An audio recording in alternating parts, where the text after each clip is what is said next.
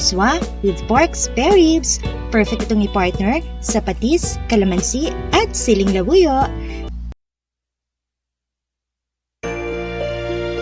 Pakukuluan natin ating pork spare ribs sa mahinang apoy lamang within 30 to 40 minutes or hanggang sa maging tender na yung meat nito.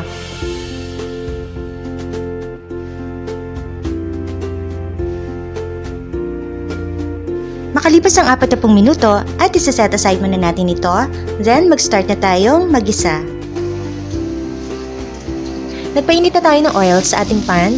Now, ilagay na natin yung garlic.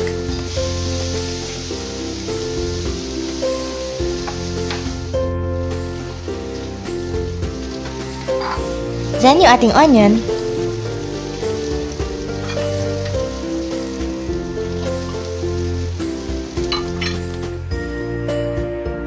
Tomato.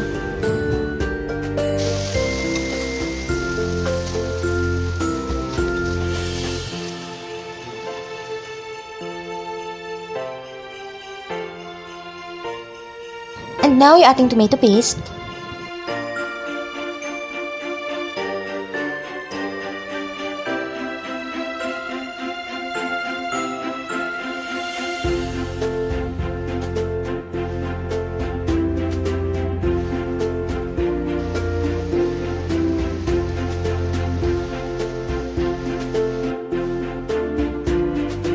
And now, lagyan na natin ating pork ribs.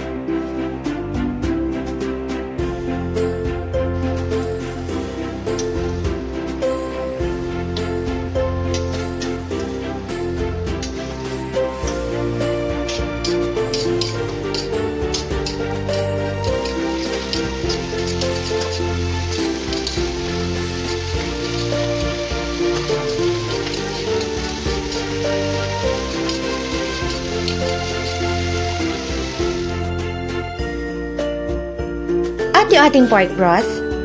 Guys, medyo madami yung nilagay natin sa sabaw dahil ma-absorb pa ito ng noodles. Shrimp juice, optional po ito. Pork cube.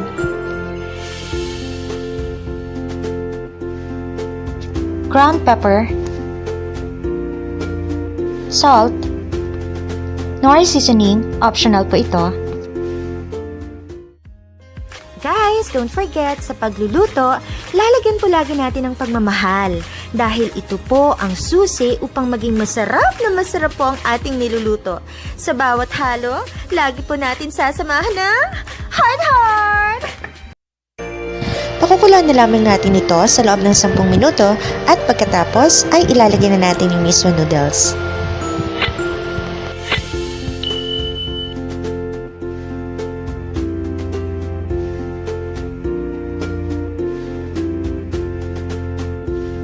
And now, lagay na natin ating mismo noodles.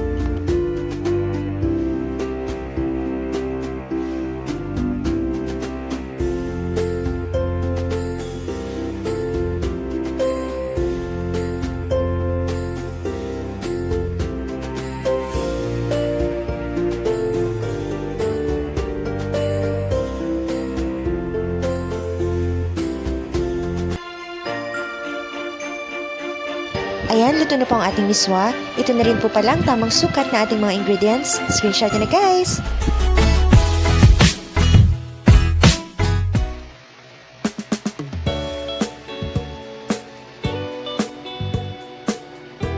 Ready na po ang ating miswa with pork spare ribs.